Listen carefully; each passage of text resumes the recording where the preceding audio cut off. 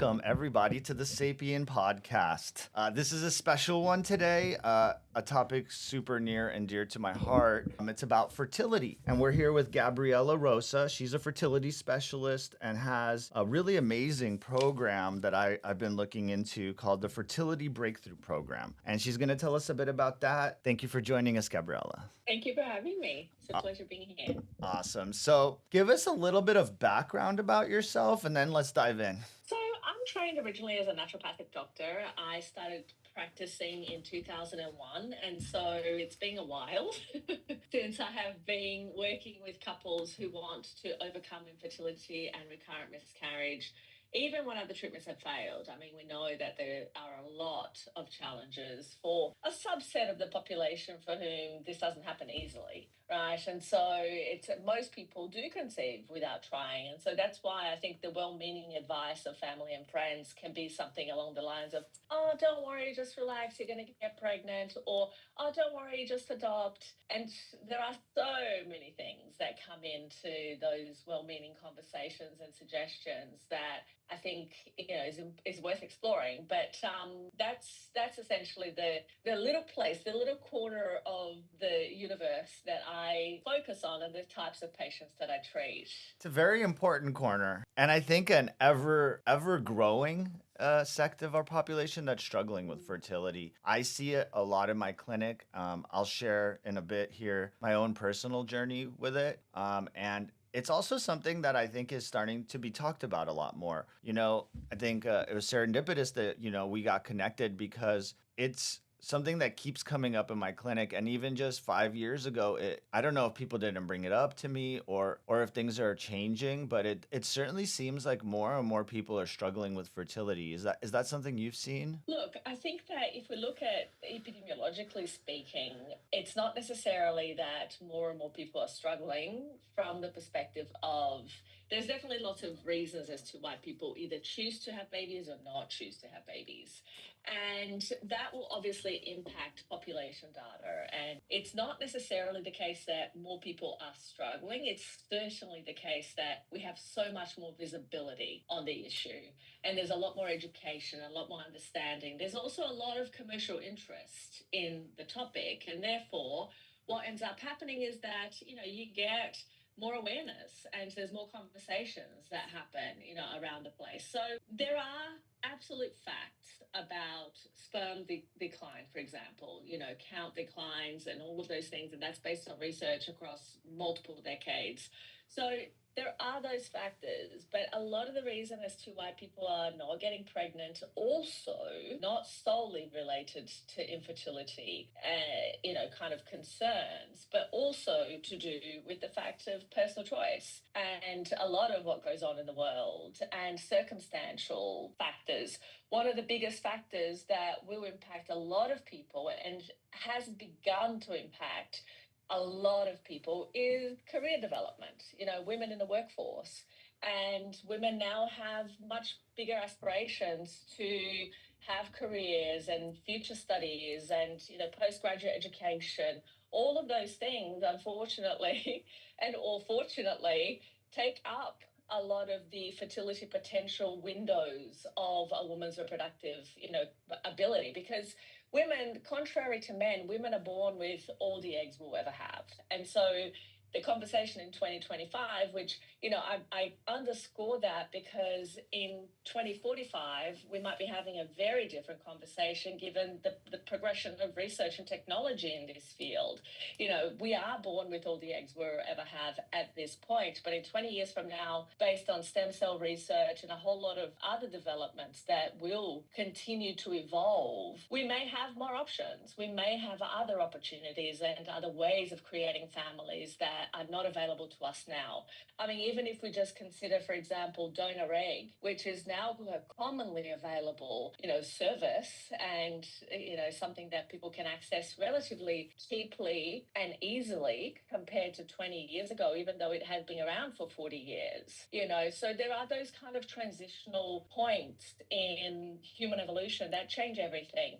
And we are certainly on the brink of many of these future developments developments that are going to change things. But if we come back to today and, what it is that is happening right now is that although our life expectancy has increased substantially in the last 20 years, in the next 20 years, it's estimated that it's going to increase even further. Our fertility potential will not match that in the short term. And so we may very well in 20 or 30 years from now be living as an average to ages of 80 plus to 100 years of age. But we certainly, if things stay the same, or if evolution in terms of reproductive research and intervention don't match that same kind of speed of development, we are not going to be able to have children past the age of 45 or 50 with our own eggs, you see. And so you have this discrepancy of women wanting to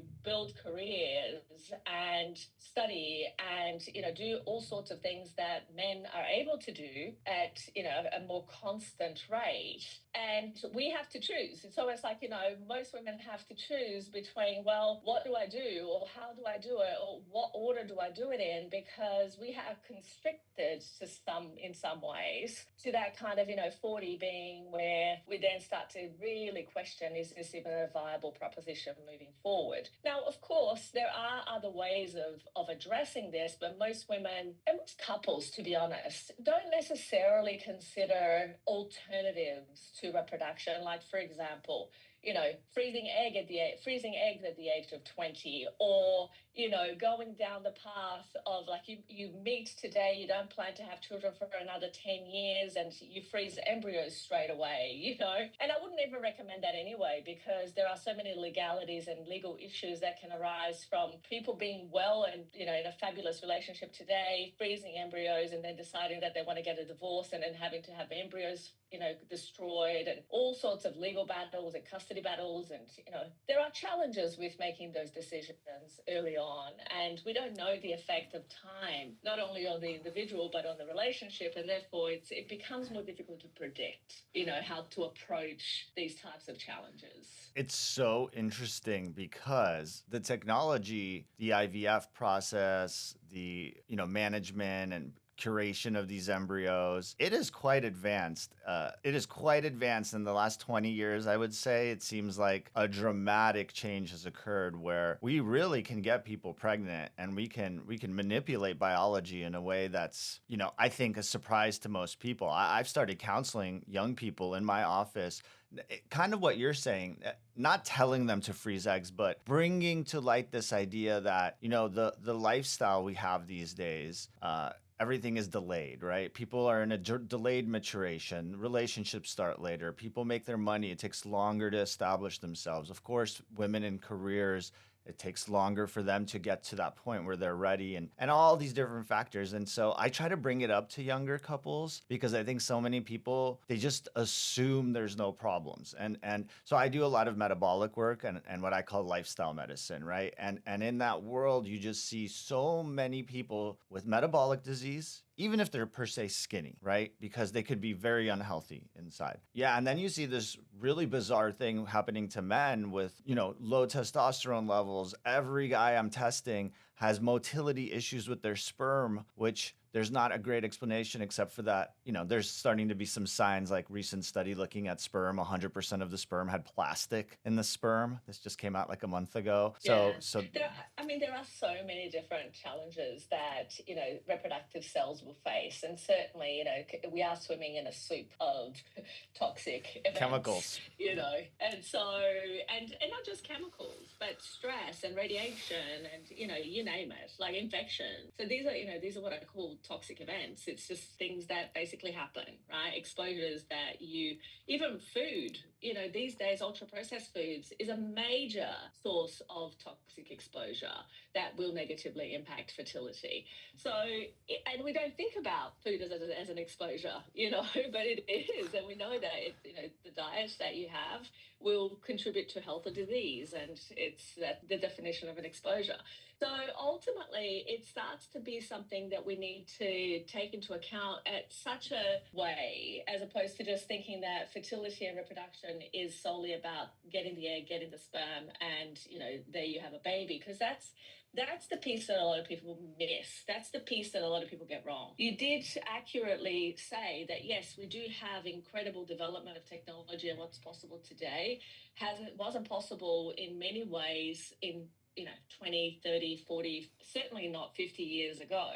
But the problem remains that approximately 70% of IVF cycles still fail, right? And so it's not a surefire way of overcoming infertility and recurrent miscarriage. And the failure rate of these treatments is high. And so looking at every possible aspect that is going on in terms of a person's life, lifestyle, exposure, I call that the foundation upon which you can overlay effective treatment. Lifestyle medicine is wonderful, and it's a wonderful foundation. But if we stop there as well, it's not going to be enough, because what happens is that when it comes to fertility, we really have such a finite amount of time into which we can get an effect. You see, particularly when things have not been straightforward, particularly when the journey hasn't been easy. So if we were to optimize only lifestyle and the things that you can do in terms of that, but then kind of neglect and stop pushing through all of the other areas that are available to us, then it becomes one of those challenging situations. And look, by all means, there are values and preference choices that patients will make. Sometimes I get patients who come to me and they're like, look, I will only ever want to try and conceive naturally with my own eggs, with my husband's own sperm. Therefore, anything beyond that is not something that I would do. And sometimes I have, even within that, preferences within preferences. I will take this supplement, but I will not take that one. And I will not take this medication that can help me. And I will, so it's one of those things. As a clinician, I think that our job is to inform, is to bring the evidence base, look at the patterns that we know are going to contribute to a positive outcome. But at the end of the day, I think that it's, there is a lot to be said for how the patient's journey is going to unfold based on how they wish to have this happen. And I'll give you an example. I had a lady a couple of weeks ago who was referred to have a conversation with me, and she came to my office in tears, literally. And, we do telehealth, so my office is pretty much what you see here right now. But she came to me and she basically said, I don't know what to do. I've just gotten this result and I think that I have, low ovarian reserve. And so and she was very distressed, as you can imagine, for a woman of 30 years of age to find out such challenging and confronting news, And so basically, and sometimes people read results incorrectly. So I said, look, let me just have a look at the results and let me tell you what I think. And of course, sure enough, I look at the result, and indeed, not only did she have low ovarian reserve, she was showing signs of premature ovarian failure. And that basically meant that, well, within a couple of years, she probably would lose the opportunity to have a baby with her own eggs altogether. And so that's heavy news to have to deliver, in a moment, kind of like, hi, how are you? Welcome. And it's like, okay, this is one of those conversations. And so, of course, I had to reassure her that there are other possibilities, there are other ways of doing this. However, this is a moment of decision in a person's life, because in her case, this is how many ways it could go. I said to her, you have the option of defining and deciding to change your life, which could include, she was telling me that she wanted to study more and she wanted to kind of build her career before having children. And I said, look, I don't know that if you are considering only a baby with your own eggs, and depending also on your family planning and number of children you'd like to have, that might not be a feasible or realistic expectation given your test results. And therefore, you need to decide, how much do I want a baby with my own egg compared to how much I want the rest of my life to look a certain way, compared to what is it that's going to make me the happiest. And this doesn't involve what will make my friends and family the happiest necessarily. And those are all conversations that important, but Critical. also conversations that are, challenging, because parents might have, culturally speaking, parents might have certain expectations. Friends and family might have different expectations. And so it becomes, yes, a personal decision and a personal choice embedded in a really complex kind of set of circumstances. And so, but regardless, I said to her, I said, listen, these are some of the options that you have. And of course, there will always be things that can come up and come out of this that will affect your decisions. But given what we see in terms of your results, you probably have a 2-year window of continuing to try and have a baby.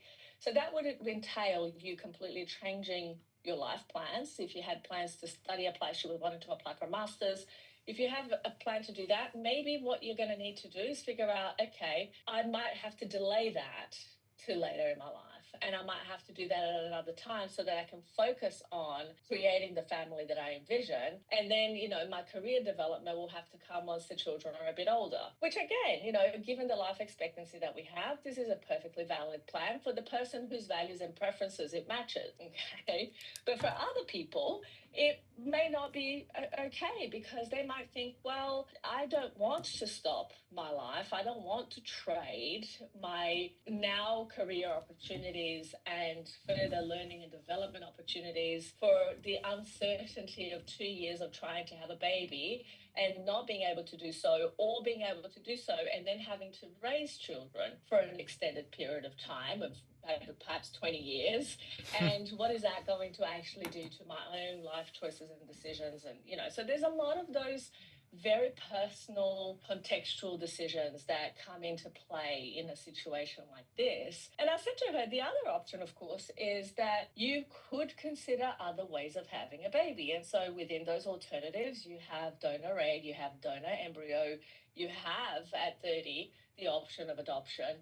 There are definitely in that kind of stage of life, other opportunities that, for example, somebody at 45 might not have.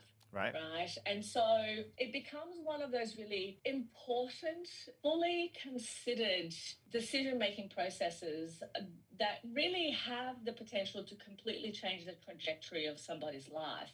And in the case of this lady, she went away. She was she was feeling a bit better by the end of our conversation, and knowing that at least she had some options. But she wasn't exactly thrilled by the news by any state, by any kind of definition of thrilled. But she came back to me 2 weeks later with a question of like, okay, look, I think that I've decided I don't want to freeze eggs, because that's the other thing. When your AMH is as low as you being diagnosed with low ovarian reserve, freezing your eggs is not going to give you an uplift of being able to actually translate frozen eggs into a baby at the end of that process. Firstly, because eggs don't thaw very well. Their cytoplasm are very big, and therefore the thawing process itself usually makes the egg either retrieve or die, so it's just one of those things that it's not as effective as we think. It's a very specific question. The thawing of the frozen egg is a much less success rate than the thawing of a frozen embryo, correct? Yeah, It's something absolutely. I had this is a very poignant example because I've had multiple cases very similar to this. I get why you picked this. This is very common. I have a fairly large practice, but it's not huge. It's like thousands of people. It's not tens of thousands of people. And I've had this conversation many, many times. And so for those listening, it's this kind of dynamic question, these dynamics that you're describing, that's what this is. And that's what I actually consider what you're talking about, lifestyle medicine, because it's what do you want your life to look like, right? Yes, there's all the medical stuff. Here's all your options, blah, blah, blah, blah. But it's what do you want your life to look like? And that's the driving force of this conversation. Yeah. And I think that, any fertility decision is always going to be that, because, even when you get a result that is not favorable in terms of a baby or a fetus or whatever else, you have to on the spot decide, how is this going to impact, yes, you, yes, the embryo, fetus, baby, your life in the future, your circumstances in general. So I think that all of these decisions, they do play kind of like they have a domino effect, in many other areas of life. And I think that that's why it's important. But in the end, this lady basically decided that she had, I loved the way she expressed this. I think it was so beautiful when we talked.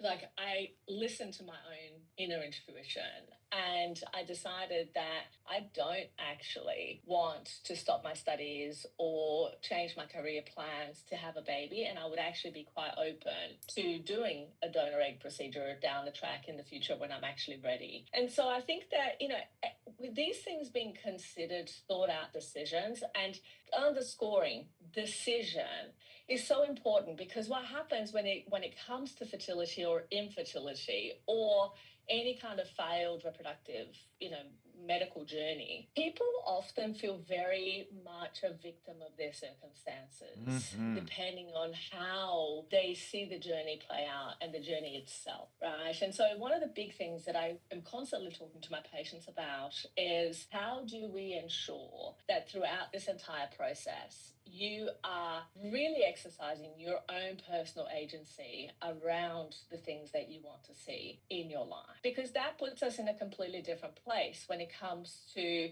accepting whatever it is that we're faced with in terms of making a decision. And we are aware that these choices are decisions that are there to be made. It was not the case 20 years ago that you could say, if a couple is willing to put in enough time, energy, effort, and money, that they would end up with a baby. Like, even for the couples who were willing to put in all of that, there was still a very large possibility that they would not end up with a baby. Again, in 2025, it's a vastly different discussion and conversation because of the advancement of technology, knowledge, what's possible in terms of, bodies and systems, because we understand more, and so on and so forth. So there's a lot. I think that there's been a lot of development that's been very beneficial in terms of how we can choose reproductive, decisions in our life as a result of where we are at in our development as humans. It's so interesting. I have a couple of points that I'm just going to throw out here. So one is, for a lot of my listeners, they know all we talk about is nutrition and lifestyle. So it's so critical. And I want to get into ultimately some of your concepts through the Fertility Breakthrough Program. I also want to make a point, because I talk a lot about end-of-life care and hospice. I'm a board-certified hospice physician. That's my other side of my practice. I also do sort of primary care lifestyle. This conversation that you just described, that's the conversation I have, but instead of having a baby, it's about death. And I try to have those conversations as early as possible so that the patient can actually participate. And it's everything you just said, just replace it with, what do you want your death to look like? What do you want those last months to look like? You have agency, you have choice. It's not there being the family. They can have an opinion, but that's not what this is. This is your life and your choice. Such an interesting parallel there. The other point is... And isn't it interesting, the whole beginning and end of life being so similar? It's really quite fascinating. I've always been, I went into medicine. My mom's a doctor. So I got a lot of sort of perspective that I think a lot of young medical students didn't have. And yet I still was very naive. I think most medical professionals, when they're graduating medical school, they don't realize how naive they are. And that's whether you're a naturopathic doctor or an MD or DO. Until you practice for a few years, you're like, oh my God, they did not teach me so much. It's Wild West out there. It's exactly right. I agree with you completely. It's very so there's like a lot of naivety there. Sorry, I lost. I have so many things in my mind about it, because I want to ask you a lot of questions. I wanted to challenge you on one little thing. You were saying about life expectancy being extended, right? But really, our health span is not really. Like that concept of life expectancy versus health. What I'm seeing anyway is that people are just like chronically ill at the end of life, right? And there's a lot of that. So I think a lot of this conversation is also about making sure people are understanding that you have to be healthy to procreate, but you also have to be healthy to live into those later years with quality, especially if you're having children later Yeah. in life. And here's the thing, and I think, and you bring up an excellent point, and here's how also I will add to this, which is if you look at 50 years of age women in 1980 compared to now, it's just the fact of us knowing that resistance training and the Yeah. practice of certain ways of living changes our health and our ability. And you can see that in reality compared to like how many fit 50-year-old women you actually see these days. All you have to do is go to California and you'll see even more. But the reality of it is, how many do you see now? And I'm not talking skinny, kind of, I'm talking fit, Yeah. muscle bound, 50-year-old women living their best life compared to how we used to see 50-year-old women in the 1980s. So as much as absolutely, I agree 100%, as a population as a whole, there is a huge amount of work that needs to be implemented toward public health education and intervention in order to ensure that that health span is extended. But if you think about also the conversations that people are having now compared to the conversations that they were having at 50, which was literally in another 10 years, you are going to die, you're going to be in the grave, you're going to have some major disease and, fall dead. I think we've come very far. And I know that particularly when, I have the same challenge, which is I have to literally consciously remind myself that it's only really a tiny, tiny percentage of the population who have difficulty conceiving, because it is my whole world. It's every conversation that I have every single day. So for me, it becomes this kind of like, the world colored glasses is that most people are infertile. But then when I go back to the data, I go, actually, no, not even close. The majority of people are actually quite fertile. In fact, in the general population, all it takes is have sex, get pregnant, have a baby, done. We're no longer having this conversation. The average number of months that people need at peak fertility to get pregnant is 3. Hence why the estimate of by the time you've reached 12 months of trying to get pregnant without protection is essentially where the definition of infertility falls into, okay, now we have a problem, right? Because the cumulative rate, by the time you get to 12 months, 95+% of people are pregnant and, going on with their healthy pregnancies. I think that there is a lot of context in that as well, is that we tend to see and we tend to be very restricted to the areas in which we see patients, and we find that that's kind of like what the world is like. And I have to remind myself all the time. It's like, I think me too, because I'm in this world of everyone trying to get metabolically healthy, and it's a small world. You create a world around yourself when you have a practice like Yeah. we do. I want to get into some of your thoughts on IVF and all of these different interventions. I want to share just briefly my story. So I wasn't, despite being an internist, because of what I'm interested in, I didn't know that much about it. Really, me and my wife got together much later in life, and like so many physicians, my first baby was my business. I literally look at it that way. Everything, I gave 10 years of my life after 12 years of training Right. to do this, and I'm so proud of it. And I literally think about it as a baby that has now created many babies of like different providers and different health professionals that are all thriving in this world that I created, and I'm super proud of it. What turns out is by the time me and my wife were ready to conceive, we had problems. And just like everyone else, it came as a shock. It's like a personal attack. We were so proud of our lifestyle, all the things I did. And at first you take it personally, you get super sad. It's like, what, why me? All that stuff.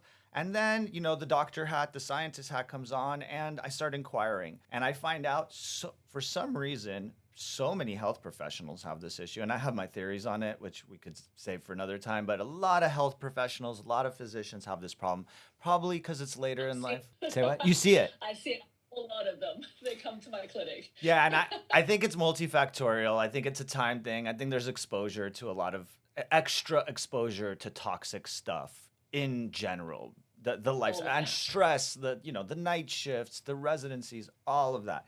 Going through it, we both had problems, and they were not like what was expected. And then in trying to solve some of those problems, you discover other problems. Like we found a genetic thing. 1 in 7. By the way, we're both Jewish. This is a funny part of it. We're both Jewish, so you're like, okay, there might be a genetic thing. 1 in 70,000 people have this weird gene abnormality of this metabolic thing. Me and my wife, no relation to ethnicity, nothing, just 1 in 70,000 people. We both have it. So after going through this whole rigmarole, you're like 25% chance, and it's so rare, no one knows like what's gonna happen. Will it just be um, a failed pregnancy, or does the baby come out with like all sorts of problems? And that was like after a couple years of working on various other things that we were actually able to ameliorate. We actually were got on the other side where they're like, well, now you can go forward and we think it'll work, but now this thing that you didn't know before, and that's really scary. So we decided to pursue IVF.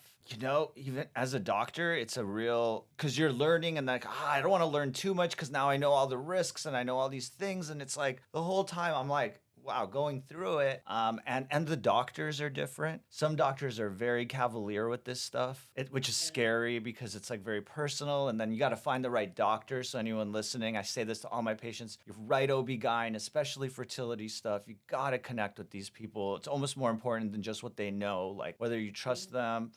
Thank God we've had a successful process and we're now anticipating a baby girl. And we're very, very excited. Yay! And, Exciting. so interesting because something that I never talked about, had no attention to. So the opposite of what you have, where that's your whole world. That was a very like, I'm just going to refer out. I never do. Now I've consumed so much information and I talk to my colleagues and I've talked to other friends and healthcare providers and just like filled my brain with it. And it's now like a tool I have. Like now I can go to my patients and help them with it. And it's both on a personal side and from an intellectual side, understanding how some of it works. And I think it's so special. And then coincidentally, last year, this movie called Joy. Have you seen it on Netflix? It's great. It's the story of IVF.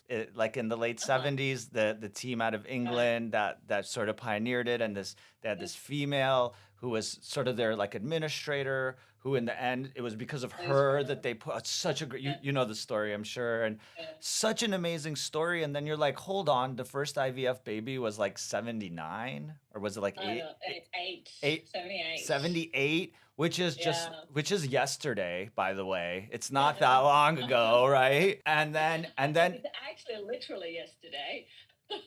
really, like in the world of health, right, or science, and so and then just seeing the developments and then going through it. And we went to a really sophisticated lab because we have all these weird, like the genetic thing makes it extra risky, and then just seeing what they're capable of doing and watching the biological scientists working under the microscope, and then like obsessing over the percentages. I'm sharing all this because this is the journey that everyone who goes through fertility challenges faces. It's all of this information overload, and then you're looking at percentages and you're controlling what you can control. And yes, the conversation starts with, we can do so much, and we can. It's incredible what we can do. But also it's scary. It's not easy. There's a lot of drugs, there's a lot of injections, there's a lot of days sitting around waiting, staring at the wall, being sad, then being happy, then being sad, then being happy. And it's like, no one prepares you for that. I guess like for me, IVF now is one of the greatest gifts that medicine has created, because I think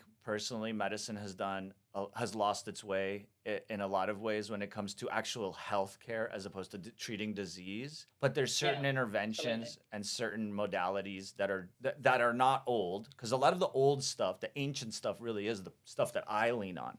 But in this world, it's amazing what they can do. And so as a fertility counselor, as someone who guides people, do you look at IVF as a solution for many people? Do you try to push people? Absolutely. IVF is a wonderful tool. And I think that that's how we need to see it, as a tool. What happens for the patients in our clinic is that typically they find us when they have tried everything and nothing has worked. They've had multiple failed IVF cycles. They have literally have had no answers through healthcare systems around the world. And the majority of our patients are in the US, UK, and Australia. But we do treat patients in every continent, other than Antarctica, because that would be difficult. But the reality of it is that one of the biggest issues I see for patients for whom things have not been straightforward. You see, the people who either have been trying for 12 months and they go and they do an IVF cycle and get pregnant, which are incidentally the like very small percentage of people for whom that actually is the experience. Great, that's wonderful and that's fabulous. But again, and this is why I say, like, I really work on this very specialized subset of the challenge, because what happens for my patients, and I actually, in my master's in public health at Harvard, what I did was look at our results, because we did a 7-year analysis looking at the outcomes that we saw within the clinic, and it was 544 patients, really looking at what are the types of patients we treat, what are the types of patients we can help, and what are the results that we saw. And the overall success rate within that cohort was 78.8%. We had almost half of those patients before coming to us having had failed IVF treatments. 51.5% of them had experienced previous miscarriage, sometimes recurrently. And so that was the starting point, right, for a lot of these people. And then after treatment, 47.7 ended up conceiving naturally, the remainder via IVF. Only 5.6% of patients actually needed donor egg, despite majority being told that what they really needed was donor egg. Actually wasn't the case. I had multiple patients who have had multiple failed donor egg cycles. And it's not until you understand what's happening from a biochemical metabolic perspective really deeply that you can see why that's happening. You know, immunologically speaking, there's often concerns. So really, it's one of those things that it got me really focused on unearthing and understanding the obstacles. And really, the only cases I treat are the really difficult and complex. So people who come to me, they haven't tried for 5 minutes and nothing has worked, or they haven't done 1 or 2 IVF cycles and it hasn't worked. These are kind of like those really, I'm about to give up. I've tried everything. Is there anything else we can do?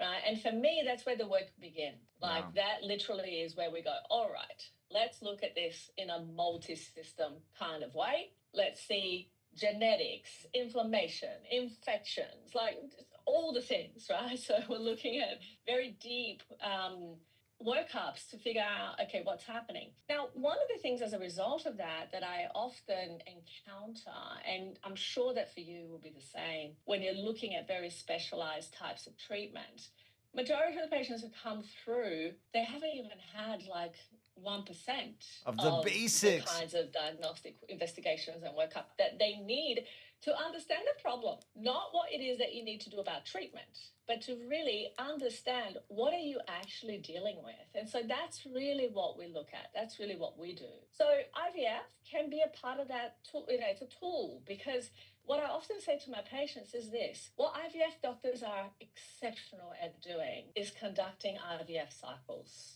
You take the drugs, you know when you need to actually collect eggs, you know when you need to implant, fertilize them, you know when you need to actually do the next steps with whatever's going on. And they are brilliant at following the protocol and the regime to actually go from to potentially embryos.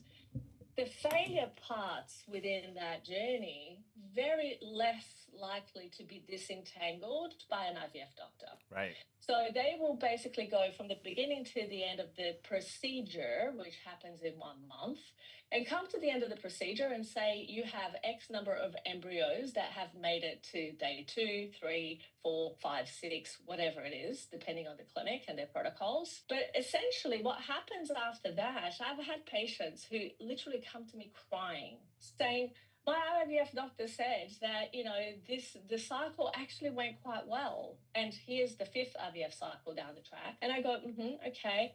Yes, because, you know, this time we ended up with having some eggs and having some embryos.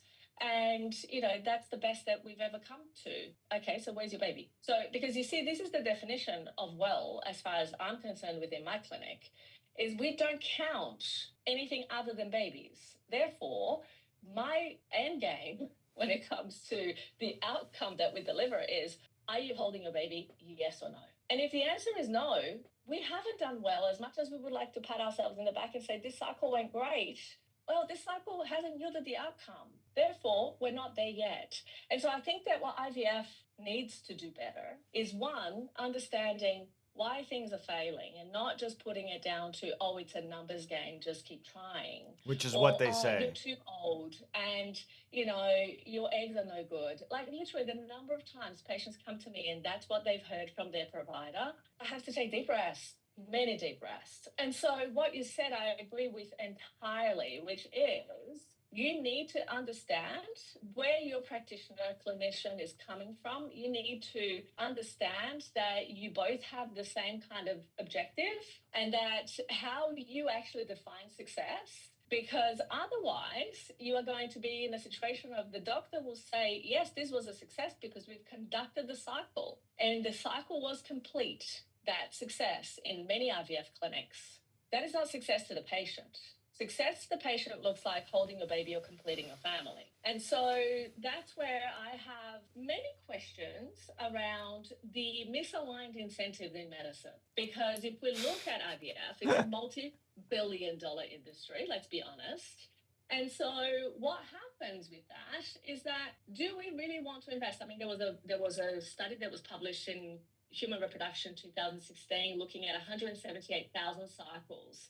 And what they showed was that in order to have close to an 80% live birth rate, cumulative rate, you needed on average 8 IVF cycles. Now, who in their right mind wants to have 8 IVF cycles to have one baby? Nobody. But that's the Now, are there ways to improve that? Absolutely. Is there an incentive to do so? Well, if we can bill for 8 cycles instead of 1, 2, 3, or 4, or 5, what's more profitable if people are going to continue going through treatment anyway? So, I have some concern. Yeah, and those giant studies too, looking at that, it's taking all comers. I mean, every single person is different. It's so hard. It's so hard to make these blanket statements. And you know what you said about the it's a numbers game? That's what I heard. That's what all my patients hear.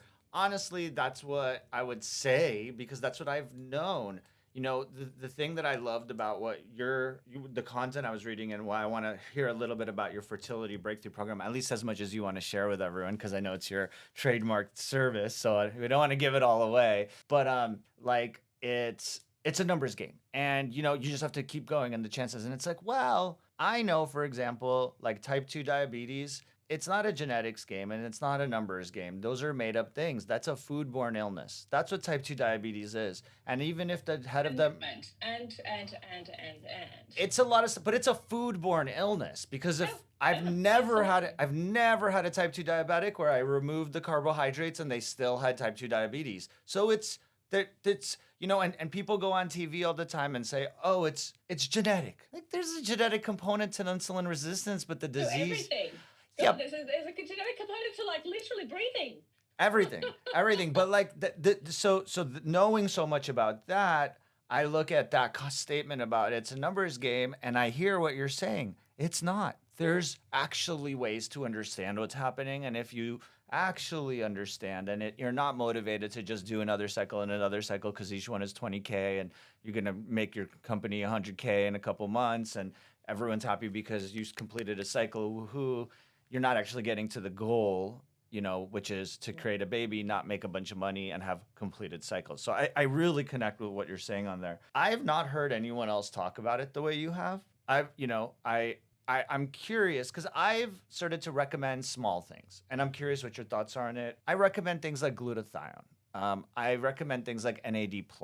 They're not strong evidence-based medicine, but they're low risk, high reward stuff that's good for your cellular health. It's good for your mitochondrial health. Of course, these cells are all needing that kind of support. Obviously, the nutrition stuff, the exercise stuff. What is your program sort of look like? Is it supplements? Is it injections? Is it medicines? Is it everything and just whatever makes sense for that lady in front of you? Yeah, that's a great question. So the way for me to best explain what the program is what is it that this person needs. So it is going to be highly personalized precision medicine. So looking at what are we actually dealing with is the first step. If we don't understand the case in great clarity, and really for me, I look at where are the gaps, where are the places of opportunity, right? So I'm wanting to know where are the places that we can intervene, and we will always start with proper diagnoses. So there's two steps to this, and I think that for me, I look at the magnitude of effect of an intervention before I do anything else. So, yes, I do prescribe supplements. I do prescribe herbal medicines, pharmaceutical grade, liquid extract. We prescribe those things, but we prescribe them in a very customized perspective. It's like literally looking at, is there a need for this? And how much of an impact is this going to make in this particular case? Because let me tell you from this perspective, if we've got somebody who literally their average diet is McDonald's 7 days a week, and they're smoking marijuana 5 times, a day, and they're drinking alcohol as their replacement for water, no glutathione is going to fix that problem. There is just absolutely no chance of improvement in this particular situation. And so I think that positionality matters when it comes to treatment, right? Yeah. And understanding the life context of a person is also going to make a massive difference. So the way that I like to actually explain this to patients, we have a free program. I've taken over 140,000 people in more than 111 countries through a free program that we've run. We still run this. It's called the Fertility Challenge. Anybody can register and participate. It's over 30 days. It's amazing evidence-based medicine information. So it's like the way that I approach it, just in a nutshell, is I say this when people ask me, so what is it that I need to do to improve my fertility? I say, act pregnant now to get pregnant later. That's the first step. Because what you need to do is, let me ask you this question, if you were pregnant right now, what is it that you would absolutely do to make sure that your baby is the healthiest possible baby there could be? And what are the things that you absolutely would stop doing to ensure that happens? I guarantee you, every human already knows the answer to those questions. We would adjust many things in our lifestyle, our environment, how we do many of the things that we do in our day-to-day. And so that's the first kind of frame. I'm very big on thinking frames, right? Because I think that you can get into the minutiae of what it is that people need to do, and they will forget, it will get too complicated, they won't know. It's usually not the biggest thing that's going to make the effect. But every single patient knows, if I was to ask you, be your own clinician here for a moment, if you were to advise yourself, like you are the doctor right now, and you were to advise yourself, what is it that you need to do to be your healthiest possible self, to be your most thriving self?